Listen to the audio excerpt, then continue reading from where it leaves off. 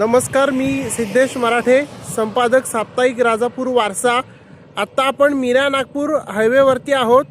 हायवेवरती आपण बघतो आहोत की ही कशी मोकाट गुरं आहेत, फिरतायत रस्त्यावरती। आणि ह्या मोकाट गुरांच्या प्रश्नासंदर्भात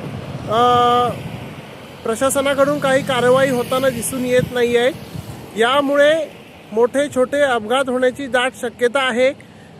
मीरा नागपूर हायवे हा रत्नागिरीतून जातो, त्यामुळे संपूर्ण महामार्गावरती या पद्धतीने मोकाट गुरं फिरताना दिसून येतात। वाहन चालकांना खूप मनस्ताप सहन करावा लागतो।